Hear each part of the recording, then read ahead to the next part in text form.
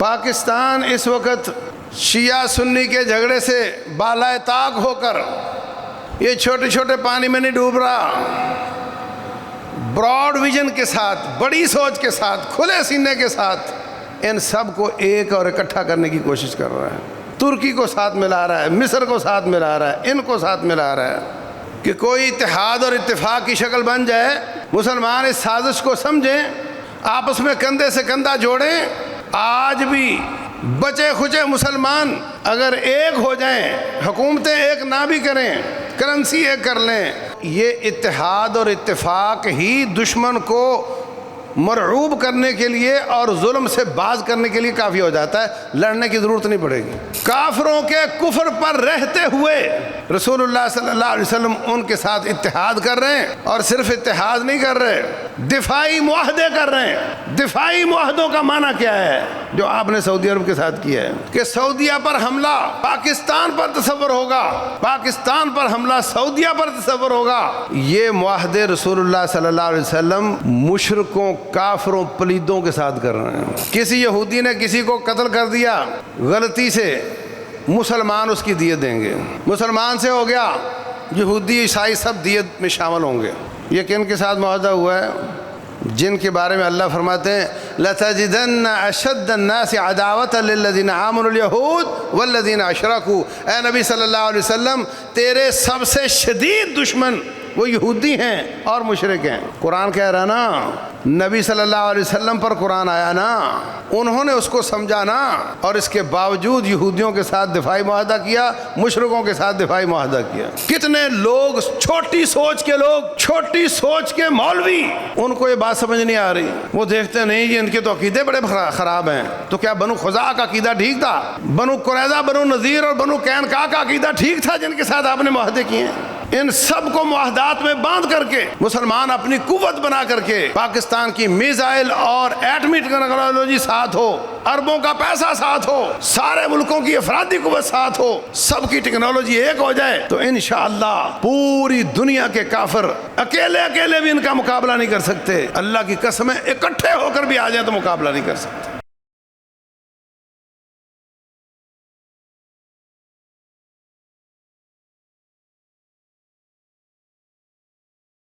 قال الله سبحانه وتعالى وألف بين قلوبهم لو أنفقت ما في الأرض جميعا ما ألفت بين قلوبهم ولكن الله ألف بينهم إنه عزيز حكيم۔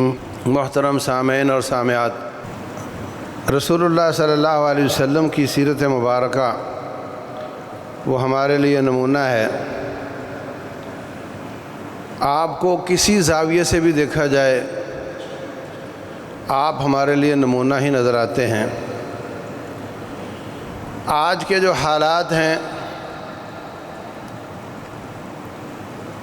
مسلمانوں کو ہدف بنا لیا گیا ہے۔ بظاہر حملہ ایران پر ہے، مگر وہ حقیقت میں سعودیہ اور اس کے ساتھ پاکستان پر ہے۔ وہ جو بورڈ پر مارتے ہیں، وہ کھیلتے ہیں، وہ اس کو مارتا ہے، وہ جا کر اس کو مارتا ہے، وہی گیم چل رہی ہے۔ امریکہ ان کو مارتا ہے، یہ عربوں کو مارتا ہے، تو جو اینڈ پہ جس کا نقصان ہو رہا ہے وہ ایران کے بعد عرب لوگ ہیں۔ حالانکہ مسلمانوں کے پاس بہت زیادہ دولت بھی ہے، دولت سے مالا مال ملک مسلمانوں کے پاس ہیں، اور افرادی قوت بھی زیادہ مسلمانوں کے پاس ہے، اور ایمان کا جذبہ اور قوت اور اللہ کی طاقت بھی مسلمانوں کے ساتھ ہے۔ اسلحہ کمزور بھی ہو، وہاں ایمان لڑتا ہے، اللہ تعالیٰ کی قوت لڑتی ہے۔ یہ سارے تمکین اور نصر اور مدد کے جتنے بھی ارکان ہوتے ہیں وہ مسلمانوں کے پاس موجود ہیں، مگر الگ الگ ہیں، یکساں جڑے ہوئے متحد نہیں ہیں۔ اور ایک انسان اللہ کی قوت سے لڑتا ہے، دوسرا اللہ کی قوت سے محروم ہے، ان کا مقابلہ نہیں ہو سکتا۔ انتم الاعلون ان کنتم مؤمنین، اللہ فرماتے ہیں تم ہی غالب رہو گے اگر تم میرے ساتھ جڑے رہے۔ ان ینصرکم اللہ فلا غالب لکم، اگر اللہ تمہاری مدد کرے گا تو تم پر کوئی غالب نہیں آ سکتا۔ وَإِن يَخْذُلْكُمْ فَمَنْ ذَا الَّذِي يَنصُرُكُمْ مِنْ بَعْدِهِ، اگر وہ تمہیں چھوڑ گیا تو پھر تمہاری مدد کون کرے گا؟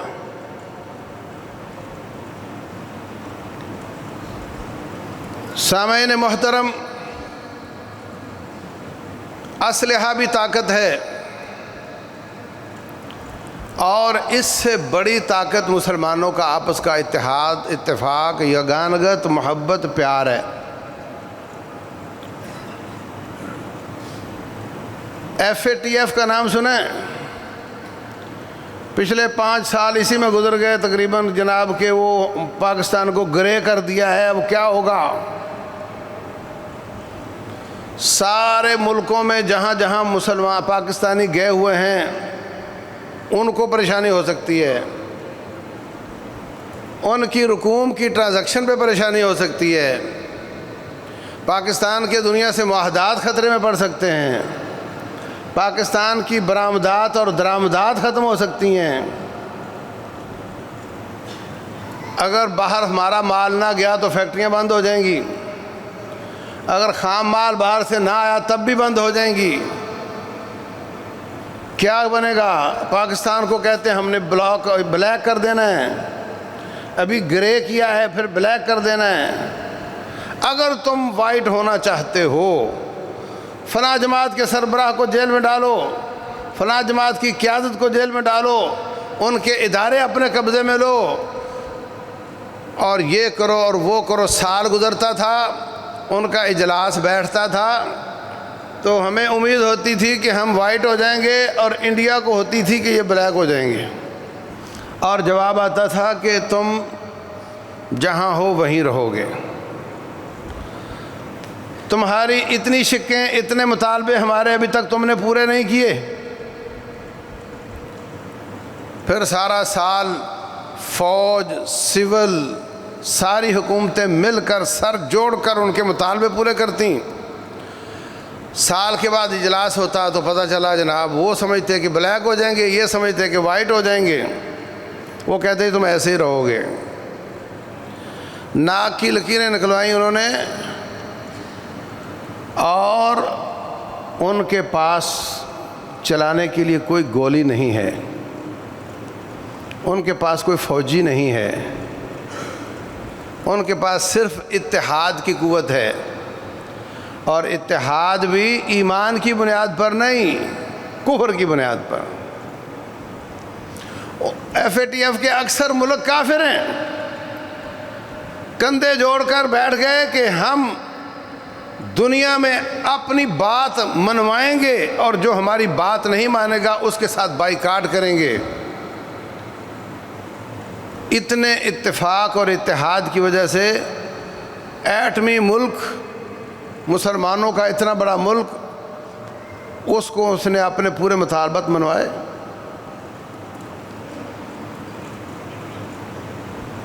تو اسلحہ بھی قوت ہے، افراد بھی قوت ہیں، ٹیکنالوجی بھی قوت ہے، اور ایک بہت بڑی قوت اتحاد اور اتفاق ہے۔ اگر وہ کفر کی بنیاد پر ہو، ناٹو کی بنیاد پر ہو تو بھی قوت بن جاتی ہے، اور اگر وہ ایمان کی بنیاد پر ہو تو پھر ساتھ رب ذوالجلال کی تائید بھی شامل ہو جاتی۔ یہ ایک بہت بڑی قوت ہے جس کا آج مسلمان ملکوں میں فقدان ہے۔ ایک ایک کر کے وہ مسلمان ملکوں کو تباہ کرتے چلے جا رہے ہیں، اور جو باقی ہیں وہ اپنی باری کا انتظار کرتے ہیں۔ صدام کو جب پھانسی دینے لگے تو اس نے کہا تھا پھانسی دینے والوں، یہ دن تم پر بھی آئے گا پر اس وقت میں نہیں ہوں گا، اور آج وہ دن آ چکے ہیں۔ پہلے لڑواتے ہیں آپس میں، صدام سے کویت پر حملہ کروا دیا، سعودیہ پر حملہ کروا دیا، آپس میں پہلے لڑایا، اس کے بعد پھر اس پر حملہ کیا تو کوئی اس کی حمایت میں نہیں کھڑا ہوا۔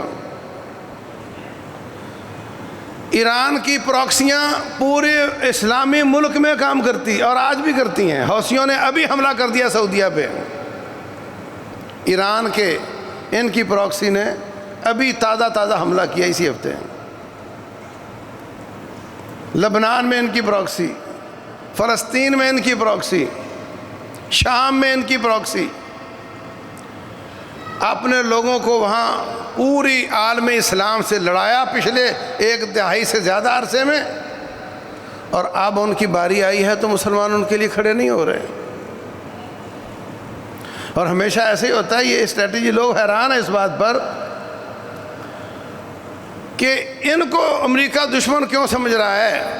یہ ہوئے جو بطل حریت ہوئے، یہ ہوئے جو مرد آہن ہوئے، جن کو دنیا کے کافر دشمن سمجھتے ہیں، اور جو باقی مسلمان ملک ہیں وہ سارے ہوئے بکے ہوئے۔ نہیں، ایسا نہیں ہے، وہ ان کی باری ہے اور وہ باری کا انتظار کر رہے ہیں۔ ان کو پہلے پورے ملکوں سے لڑوایا گیا، جب سب ان کے خلاف ہوئے تو اب ان کی باری آ گئی، پھر دوسروں کو لڑوائیں گے، پھر ان کی باری آئے گی۔ اور ہمیشہ ایسے ہوتا ہے، جس سے کام لیا جاتا ہے پھر جب کام پورا ہو جائے تو اس کا کام تمام کر دیا جاتا ہے۔ یہ کب تک چلے گا؟ پاکستان اس وقت شیعہ سنی کے جھگڑے سے بالائے طاق ہو کر یہ چھوٹے چھوٹے پانی میں نہیں ڈوب رہا، براڈ ویژن کے ساتھ، بڑی سوچ کے ساتھ، کھلے سینے کے ساتھ ان سب کو ایک اور اکٹھا کرنے کی کوشش کر رہا ہے۔ ترکی کو ساتھ ملا رہا ہے، مصر کو ساتھ ملا رہا ہے، ان کو ساتھ ملا رہا ہے کہ کوئی اتحاد اور اتفاق کی شکل بن جائے۔ مسلمان اس سازش کو سمجھیں، آپس میں کندھے سے کندھا جوڑیں۔ آج بھی بچے کھچے مسلمان اگر ایک ہو جائیں، حکومتیں ایک نہ بھی کریں، کرنسی ایک کر لیں، جیسے یورپ کے ملکوں نے یورپین یونین بنا کر کے ویزا ایک کر دیا، ایک ملک میں جاؤ سب کا ویزا، یورو اپنا ایک کر لیا، کرنسی ایک کر لی۔ آج بھی اگر اس طرح کا سسٹم کیا جائے تو یہ اتحاد اور اتفاق ہی دشمن کو مرعوب کرنے کے لیے اور ظلم سے باز کرنے کے لیے کافی ہو جاتا ہے، لڑنے کی ضرورت نہیں پڑے گی۔ میں دعوے سے کہتا ہوں OIC جو کوئی بہت بڑا اتحاد نہیں ہے اور نہ اس کا کوئی بہت بڑا روب ہے، وہ اگر اکٹھے ہو کر کے کوئی بیان داغ دیں، صرف بیان، اس سے عالم اسلام میں اور پورے عالم کفر میں بہت بڑا فرق پڑ جاتا ہے۔ اور جب یہ سارے قوت والے، اکانومی والے ملک مل کر مقابلے میں اتریں، دشمن کو ان پر حملے کی جرت نہیں ہو سکتی، کوئی بھی دشمن ہو دنیا میں، کوئی طاقت، اور میں بڑھ نہیں مار رہا، پوری دنیا میں کوئی طاقت اس عالم اسلام کا مقابلہ کرنے کے لائق نہیں ہے اگر آج یہ کندھے سے کندھا جوڑ لیں انشاءاللہ۔ اللہ تبارک و تعالیٰ فرماتے ہیں وَأَلَّفَ بَيْنَ قُلُوبِهِمْ، ہم نے صحابہ کرام کے دلوں میں تالیف پیدا کر دی، ان کو جوڑ دیا۔ انصاریوں کے 2 قبیلے اوس اور خزرج چھوٹی سی بات پر لڑتے، 40 سال لڑتے رہتے، خاندان برباد ہو جاتے۔ اسلام نے آ کر کے ان کو جوڑ دیا۔ لو انفقت ما فی الارض جمیعا ما الفت بین قلوبہم، اے نبی اگر آپ ساری کائنات کی ساری دولتیں، دنیا کے پیٹرول، یورینیم، پلاٹینیم، سونا چاندی، انسانوں کی قیمتیں، جو کچھ زمین میں ہے آپ خرچ کر کے ان کے دل ملانا چاہتے تو نہیں کر سکتے تھے، ولیکن اللہ الف بینہم، یہ کام میں نے مفت کر دیا۔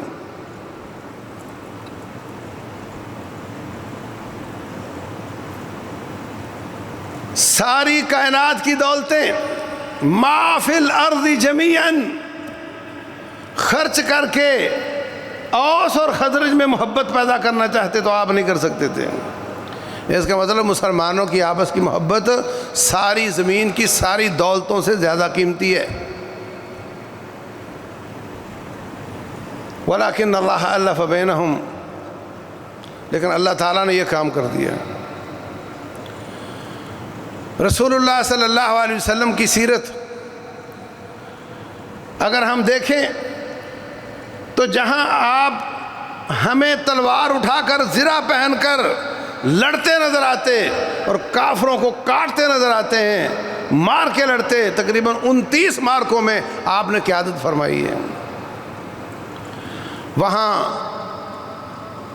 مسلمان نہیں، کافروں کے ساتھ کندھے ملا کر کے اپنا اتحاد بنا کر کے اپنے آپ کو مضبوط کرتے بھی نظر آتے ہیں۔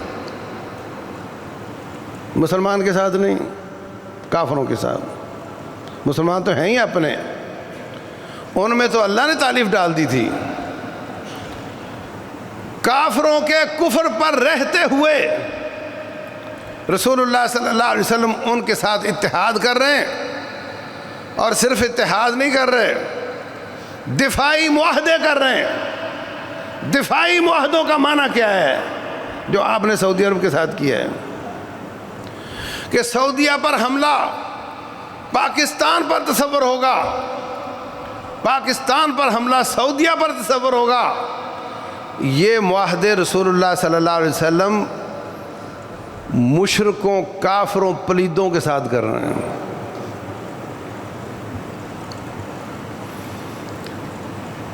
زور بازو کی قوت بھی آپ کے ساتھ ہے، رب ذوالجلال کی قوت بھی آپ کے ساتھ ہے، اور کافروں کے ساتھ مل کر بھی ایک آپ نے ایسی جمعیت بنائی، یہ قوت بھی آپ کے ساتھ ہے۔ آپ تصور تو کریں کہ ایک آدمی آج لٹا پٹا گھر سے نکالا گیا ہو، ان کے ساتھیوں کے تن کے کپڑے بھی اتروا لیے گئے ہوں، اور صرف 10 سال کے بعد وہ پورے سیاہ و سفید کا مالک بن چکا ہو۔ ہماری اسلامی جماعتیں کہتی ہیں میں بہت پرانی ہوں، میری سلور جوبلی، میری گولڈن جوبلی، مجھے 50 سال ہو گئے، مجھے 100 سال ہو گیا۔ کیا کیا آپ نے 100 سال میں؟ یہ دیکھو رسول اللہ صلی اللہ علیہ وسلم زیرو سے شروع کیا، زیرو سے، پیڑ پر پتھر باندھنے سے شروع کیا، اور صرف 8 سال گزرے، 8 ہجری کو مکہ فتح ہو گیا، پورے علاقے میں اسلام آ گیا۔ تو کیا تھا؟ ہم یہ نہیں کہہ سکتے کہ نہیں جی وہ تو نبی تھے۔ اللہ تبارک و تعالیٰ نے ان کے ساتھ جو ڈیل کیا ہے وہ اس حساب سے نہیں کہ ان کو تیر لگے تو خون نہیں نکلتا تھا۔ آپ کا ماتھا مبارک پھوڑ دیا گیا، خون نکلا، دانت مبارک توڑ دیا گیا، خون نکلا۔ جو بھوک لگتی تھی تو ان کو بھی لگتی تھی، گرمی لگتی تھی تو ان کو بھی لگتی تھی۔ آپ یہ نہیں کہہ سکتے وہ تو نبی تھے جی اس لیے کامیاب ہو گئے۔ غور کرو کہ اپنی تربیت، للہیت اور خشیت، گڑ گڑانا، کپ کپانا، تھر تھرانا اور رونا، آنسوؤں کے ساتھ رب ذوالجلال کو ساتھ ملایا، اس کی توحید کے ساتھ اس کو ساتھ ملایا، اور کافروں کے ساتھ معاہدے کر کر کے ان کو ساتھ ملا کر کے اپنے بازو کو مضبوط کیا، اور پھر زرہ پہن کر تلوار اٹھا کر کے مقابلے بھی کیے۔ یہ سارے عوامل جمع ہوئے تو اللہ تبارک و تعالیٰ نے اتنی تھوڑی مدت میں صفر سے شروع کرنے والے نبی کو ایسی تمکین دی، ایسی حکومت دی، ایسی مضبوطی دی کہ جاء الحق وزہق الباطل ان الباطل کان زہوقا۔ آپ چھڑی پکڑ کے اس کعبۃ اللہ کی بتوں کو گرا رہے تھے، جس کعبے کا ایک زمانے میں طواف کرتے تھے تو اس میں 360 بت ہوتے تھے۔ کیا کیا آپ نے؟ مدینہ تشریف لائے، لٹے پٹے مہاجر آ رہے ہیں، ان کے مہاجر کیمپ نہیں بنائے، آپ کو جگہ جگہ آپ کی سیرت میں اتحاد، اتفاق، محبت، پیار یہ آپ کو نظر آئے۔ صحابہ کرام لٹے پٹے آئے، ان کے لیے مہاجر کیمپ اور ان کے لیے روٹی کا انتظام نہیں کیا کہ یہ تمہارے مہاجر کیمپ ہیں، ہم آپ کو پیسہ دیں گے، آپ روٹی پکا کر کھاؤ گے۔ نہیں، ایک ایک مہاجر ایک ایک انصاری کے گھر میں بھیج دیا اور ان کو آپس میں بھائی بنا دیا۔ بھائی کس طرح کا بنایا؟ اگر انصاری فوت ہو تو مہاجر جہاں اس کے اصلی بھائی وارث بنتے تھے، یہ بھی وارث بنتا تھا۔ اگر مہاجر فوت ہو جائے تو انصاری اس کا وارث بنتا تھا۔ اور اکثر لوگوں نے یہی کہا، بھائی یہ میرا گھر ہے آدھا تم لے لو، یہ میرا باغ ہے آدھا تم لے لو، میری 2 بیویاں ہیں ایک کو چھوڑ دیتا ہوں ایک تم لے لو۔ اس طرح کا بھائی چارہ بنایا۔ اللہ اکبر۔ اللہ تبارک و تعالیٰ فرماتے ہیں محمد الرسول اللہ والذین معہ اشداء علی الکفار رحماء بینہم۔ محمد صلی اللہ علیہ وسلم اور ان کے ساتھی آپس میں رحم دل ہیں اور کافروں پر سخت ہیں۔ آج عالم اسلام آپس میں سخت ہے اور کافروں کے لیے رحم دل ہے، الا ماشاء اللہ۔ کافروں کے لیے عزت و احترام اور سلوٹ، اور اپنوں کے لیے میزائل اور توپیں اور گولے۔ انا للہ و انا الیہ راجعون۔ صحابہ کرام آپس میں نرم، کافروں پر سخت ہیں، اور اللہ فرماتے ہیں ذالک مثلہم فی التورات، یہ ان کی خوبی ہم نے تورات میں لکھی ہے۔ اور تورات آدم علیہ السلام کی پیدائش سے 10 سال پہلے لکھی گئی تھی، بخاری شریف کی حدیث ہے۔ آدم علیہ السلام کی پیدائش سے 10 سال پہلے لکھی جانے والی تورات میں یہ لکھا ہوا ہے کہ آدم علیہ السلام آئیں گے، ان کے بعد 10 ہزاروں یا سینکڑوں نبی آئیں گے، ہزاروں نبی آئیں گے، اور آخر میں نبی محمد آئیں گے صلی اللہ علیہ وسلم، اور وہ ان کی سیرت میں کیا کیا ہوگا یہ باتیں نہیں لکھی، بس یہ لکھا ہے کہ وہ آپس میں نرم ہوں گے، کافر پر سخت ہوں گے۔ اور یہ خوبیاں ان کی انجیل میں بھی لکھی ہوئی ہیں، اور یہ خوبیاں ان کی قرآن میں بھی لکھی ہوئی ہیں۔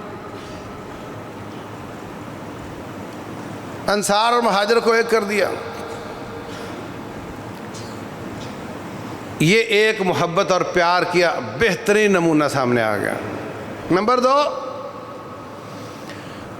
مدینہ میں رہنے والے مشرک بھی تھے، یہودی بھی تھے، عیسائی بھی تھے، ان سب کو ایک کر دیا۔ آپ نے فرمایا مدینہ پر حملہ ہوگا تو ہم سب مل کر جواب دیں گے، مدینہ پر حملہ ہوگا تو مدینے والے مل کر جواب دیں گے اور آپس میں نہیں لڑیں گے،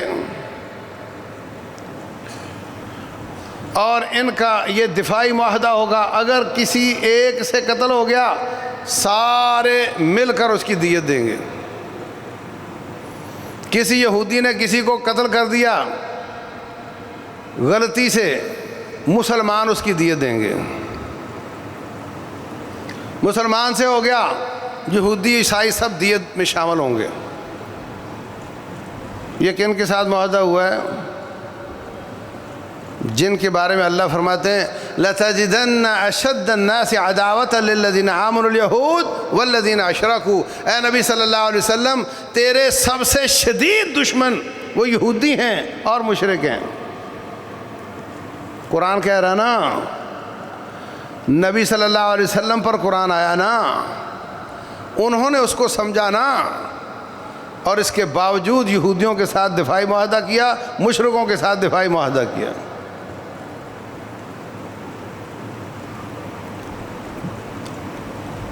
ظاہری طور پہ مسئلہ سمجھ نہیں آتا یہ کیوں کیا، لیکن حقیقت کیا تھی؟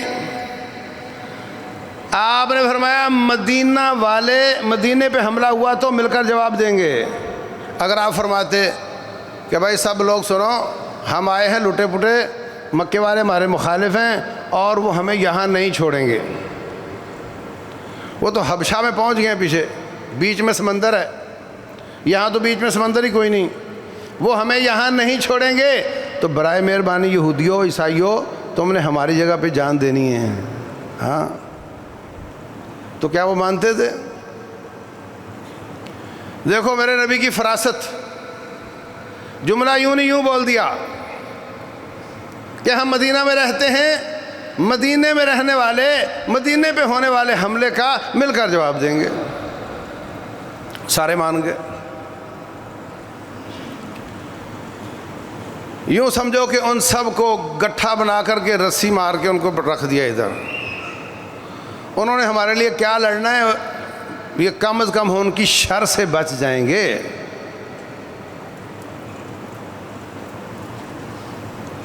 پھر آپ نے 200 کلومیٹر کے دائرے میں، 300 کلومیٹر کے دائرے میں جو گاؤں گوٹھ نظر آئے ان کو معاہدے میں شامل کر لیا، تاکہ کوئی کافر کے ہاتھوں جاسوسی نہ کرے۔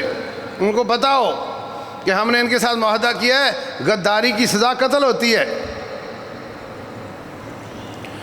اب آپ کو اندازہ تھا کہ وہ آئیں گے، تو بدر میں آ گئے، وہ 2 ہجری میں بدر میں آ گئے۔ بدر میں ان سے لڑائی ہوئی، 70 پکڑ لیے، 70 قتل کر دیے۔ تو یہ جو گٹھا بنایا تھا نا یہودیوں کے 3 قبیلے اور مشرک اور عیسائیوں کا، اس میں سے جو بنو قینقاع تھے انہوں نے حرکت شروع کی۔ ایک صحابیہ تھیں، اس وقت عورتیں مرد دھوتیاں ہی پہنتے تھے، وہ بیٹھی ہوئی تھی، اس کی چادر کو اس کی کمر کے ساتھ باندھ دیا۔ جب وہ کھڑی ہوئی تو چادر ساتھ ہی اٹھ گئی۔ اس کے شوہر کو غیرت آئی، اس نے پکڑ کے یہودی کو قتل کر دیا، انہوں نے اس صحابی کو قتل کر دیا۔ معاملہ بگڑ گیا۔ رسول اللہ صلی اللہ علیہ وسلم نے ان کو فرمایا دیکھو تمہارے ساتھ ہمارا معاہدہ تھا کہ آپس میں نہیں لڑیں گے، اور تم نے غداری کی ہے، اس لیے کم از کم سزا یہ ہے کہ یہاں سے نکل کے دفع ہو جاؤ۔ ان کو تبوک کی طرف بھیج دیا۔ اس کے بعد پھر اگلے سال مکے والے آ گئے احد میں، ان سے لڑائی کی، تو گٹھے میں سے بنو نذیر نے حرکت شروع کر دی۔ ایک آدمی قتل ہو گیا، اس کی دیت چونکہ سب نے دینی تھی، وہ لینے کے لیے رسول اللہ صلی اللہ علیہ وسلم چند ساتھیوں کے ساتھ بنو نذیر میں گئے۔ کہا جی یہ ہمارا معاہدہ آپ کے ساتھ، بندہ قتل ہوا ہے، اس کی دیت ہم سب نے مل کر دینی ہے۔ وہ کہنے لگے ان کو کمرے کی دیوار کے ساتھ بٹھاؤ اور پیچھے سے ایک بندہ جائے، وہ چکی کا پتھر ان کے اوپر گرا دے، اور اس کے بعد کس کو دیت دینی اور کس نے لینی ہے۔ بتانے والے رب نے ان کو بتا دیا۔ وہاں سے نکلے ساتھیوں کو لے کر، بس ساتھیوں تم ادھر بیٹھو، 2 ایک ساتھی ساتھ لیے آ گئے۔ پھر جو وہاں بیٹھے تھے ان کو بھی بلا لیا اور پھر ان کو پیغام بھیجا کہ تم نے مجھے شہید کرنے کی سازش کی ہے، جبکہ ہمارا معاہدہ تھا آپس میں نہیں لڑیں گے، تم نے غداری کی ہے، اس لیے جو کچھ تم اٹھا سکتے ہو اٹھاؤ اور یہاں سے دفع ہو جاؤ۔ سورہ حشر اس پر نازل ہوئی۔ وہ اپنے گھروں کی چھتیریاں، بالے، دروازے، کھڑکیاں نکال کر جا رہے تھے۔ اللہ فرماتے ہیں یخربون بیوتہم بایدیہم فاعتبروا یا اولی الابصار، اپنے ہاتھوں سے گھر بنائے تھے، اب اپنے ہاتھوں سے گرا رہے ہیں، اے عبرت والو عبرت حاصل کرو۔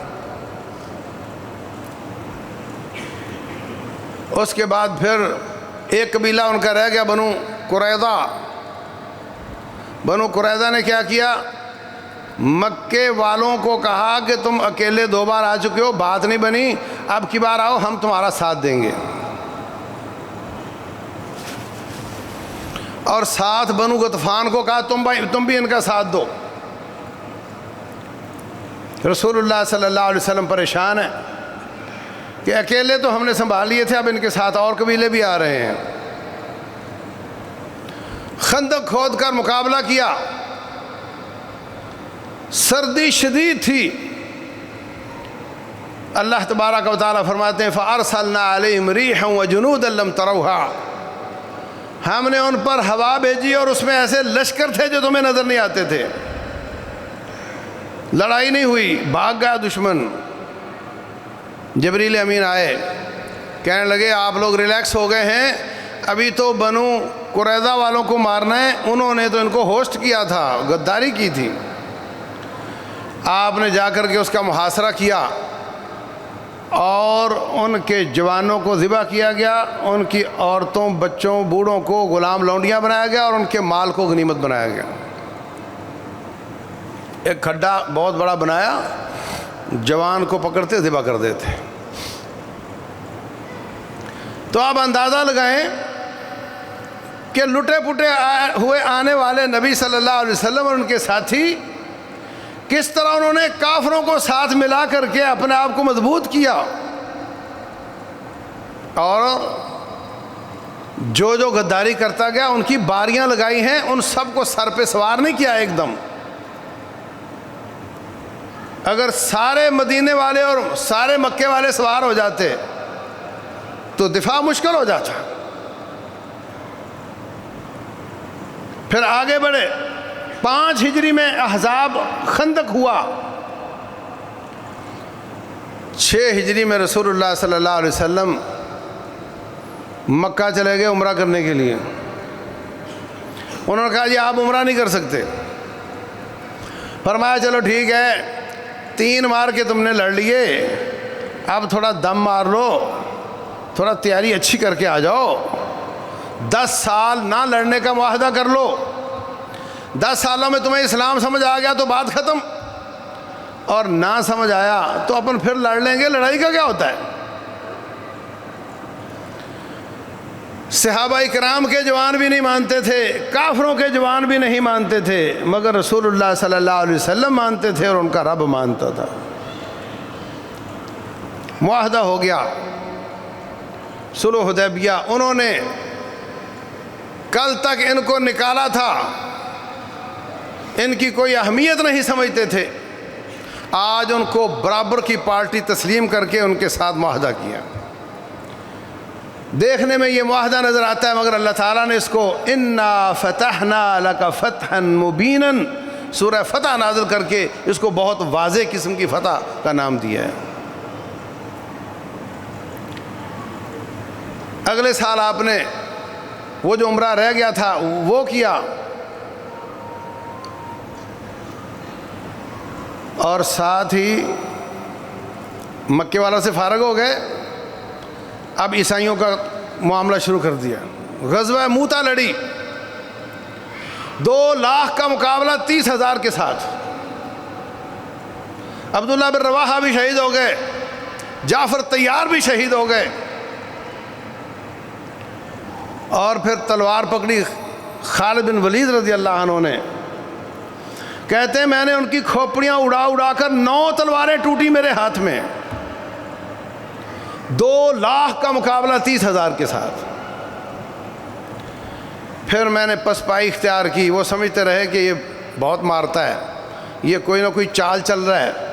پیچھے ہٹتے ہٹتے مدینہ پہنچ گئے۔ رسول اللہ صلی اللہ علیہ وسلم مسجد نبوی میں آنکھوں سے آنسو جاری ہیں اور نماز کے بعد بتا رہے ہیں کہ عبداللہ بن رواحہ بھی شہید ہو گئے، جعفر طیار بھی شہید ہو گئے، زید بھی شہید ہو گئے، اور پھر تلوار پکڑی سیف اللہ نے، خالد بن ولید نے، اور اللہ نے اس کے ہاتھ پہ فتح عطا فرمائی۔ ہے پسپائی مگر اللہ نے اس کو فتح قرار دیا۔ اور یہ وہ ایگزامپل اور ٹیمپلیٹ اور نمونہ تھا کہ مسلمان کتنا ایک مارتے ہیں، جس کا نتیجہ یہ نکلا کہ جب تبوک فتح کرنے کے لیے آپ گئے ہیں، دشمن کے گھر جا کر بیٹھ گئے ہیں، ان کو موتا یاد تھی، ان کے مقابلے کے لیے سامنے نہیں آئے۔ حضرت خالد نے موتا کے میدان میں غزوہ تبوک بھی فتح کر لیا رضی اللہ عنہ۔ تو یہاں آپ دیکھو جو مکے والوں کے ساتھ معاہدہ ہوا، کن کے ساتھ معاہدہ ہوا؟ کافروں کے ساتھ۔ اس میں ایک شک یہ تھی کہ پورے خطے میں جو قبیلہ چاہے مسلمان ہو جائے، جو چاہے کفر پر رہتے ہوئے مسلمانوں کا حلیف بن جائے، ان کے ساتھ معاہدہ کر لے، دفاعی معاہدہ کر لے۔ وہی معاہدہ جو مدینے کے قبائل کے ساتھ تھا، اب وہ 1000 کلومیٹر کے علاقے کے لوگوں کے ساتھ ہوا ہے۔ جو قبیلہ کافر کفر پر رہتے ہوئے مسلمانوں کا حلیف بننا چاہتا ہے، بن سکتا ہے۔ تو بنو بکر مکے والوں کے حلیف بن گئے، وہ بھی کافر تھے۔ اور بنو خزاعہ مدینے والوں کے حلیف بن گئے، وہ بھی کافر تھے۔ 6 ہجری کو معاہدہ ہوا ہے، 8 ہجری کو یہ بنو بکر اور مکے والے ایسے ہی تھے جیسے آج امریکہ اور اسرائیل ہیں۔ جو تعلق امریکہ اسرائیل کا ہے وہی بنو بکر اور مکے والوں کا تھا۔ پیچھے تائید مکے والوں کی تھی، شرارتیں یہ کرتے تھے۔ انہوں نے بنو خزاعہ پر حملہ کر دیا۔ بنو خزاعہ کافر ہے، اللہ کو، رسول کو، کتاب کو، نبی کو، فرشتے کو، تقدیر کو، کسی کو نہیں مانتے، مگر وہ مدینے والوں کے حلیف ہیں۔ روتے ہوئے آ گئے مدینہ میں، کہا جی آپ نے ہمارے ساتھ معاہدہ کر رکھا ہے، ہم پر ظلم ہوا ہے۔ آپ نے یہ نہیں فرمایا ہاں کیا تو تھا، پر دیکھو نا تم، انما المشرکون نجس، تم تو نجس ہو، اور یہ میرے پاک باز صحابہ کرام تمہارے لیے خون دیں، یہ کیسے ہو سکتا ہے؟ یہ نہیں کہا، بلکہ فرمایا ہاں ہاں میرا آپ کے ساتھ معاہدہ ہے، ہم آ رہے ہیں۔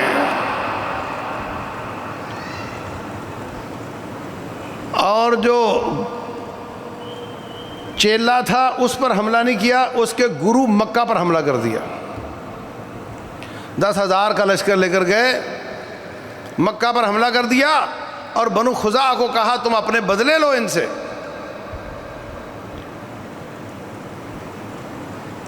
آپ نے کیا سمجھا کہ رسول اللہ صلی اللہ علیہ وسلم جہادی قوت کے ساتھ ساتھ سیاسی قوت بھی اپنے ساتھ بنائے ہوئے ہیں، اور وفاداروں کے وفادار ہیں، کبھی غداری نہیں کی، اور کافروں کے ساتھ بھی دفاعی معاہدے کر کر کے آپ نے اپنے آپ کو مضبوط کیا۔ آج شدید ضرورت ہے کہ مسلمان کم از کم مسلمان ملک آپس میں اتحاد بنائیں، اپنا UNO بنائیں، اپنی کرنسی ایک کریں، اپنا دفاع، اپنا ویزا ایک کریں۔ اور اس سے بھی شدید ضرورت اس بات کی ہے کہ وہ جو مسجد کے جھگڑے شیعہ سنی کے تھے وہ ملکی لیول پر جا کر کے ان افکار اور سوچوں نے مسلمانوں کو تار تار کر رکھا ہے، ان سوچوں سے باہر نکلا جائے، ان سوچوں سے باہر نکلا جائے۔ عیسائی اللہ کو مانتے، اپنے نبی کو مانتے، آخرت کو مانتے ہیں، اور جو مسلمانوں کے فرقے ہیں ان میں شرک بھی ہے، ان میں غلو بھی ہے، مگر وہ اللہ، رسول، کتاب، نبی، فرشتے، آخرت سب کو مانتے ہیں۔ ان سب کو ساتھ ملایا جائے،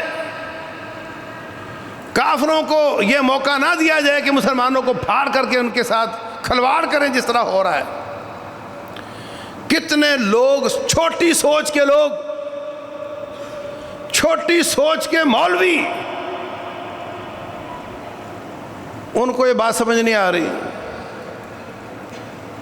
وہ دیکھتے نہیں کہ ان کے تو عقیدے بڑے خراب ہیں، تو کیا بنو خزاعہ کا عقیدہ ٹھیک تھا؟ بنو قریظہ، بنو نذیر اور بنو قینقاع کا عقیدہ ٹھیک تھا جن کے ساتھ آپ نے معاہدے کیے ہیں؟ ان سب کو معاہدات میں باندھ کر کے مسلمان اپنی قوت بنا کر کے، پاکستان کی میزائل اور ایٹمی ٹیکنالوجی ساتھ ہو، اربوں کا پیسہ ساتھ ہو، سارے ملکوں کی افرادی قوت ساتھ ہو، سب کی ٹیکنالوجی ایک ہو جائے تو انشاءاللہ پوری دنیا کے کافر اکیلے بھی ان کا مقابلہ نہیں کر سکتے۔ اللہ کی قسم ہے، اکٹھے ہو کر بھی آ جائیں تو مقابلہ نہیں کر سکتے۔ کاش کہ یہ بات نچلے لیول کے علماء اور مفتیان کو سمجھ آ جائے، اور کاش یہ بات اوپر کے لیول کے حکمرانوں کو سمجھ آ جائے، اور وہ اپنے اختلافات کو بھلا کر کے مفادات کی بنیاد پر، ایمان کی بنیاد پر نہ صحیح، مفادات کی بنیاد پر، دفاع کی بنیاد پر ایک ہو جائیں اور مل کر دشمن کا مقابلہ کریں۔ اگر ایسا نہیں ہوگا تو پھر یاد رکھو، وہ لیبیا، اس کے پہلے مصر کا حسنی مبارک، اس کے بعد صدام، اب ان کی باری ہے، اور اس کے بعد کن کی باری ہے؟ سب کو اپنی باریوں کا پتہ ہے۔ باریاں لگا کر کے ختم ہونے کی بجائے اپنے آپ کو ایک کر کے دشمن کا مقابلہ کیا جائے۔ رب ذوالجلال والاکرام سمجھنے اور عمل کرنے کی توفیق دے۔ واللہ اعلم، وصلی اللہ وسلم وبارک علی نبینا محمد وعلی آلہ وصحبہ اجمعین۔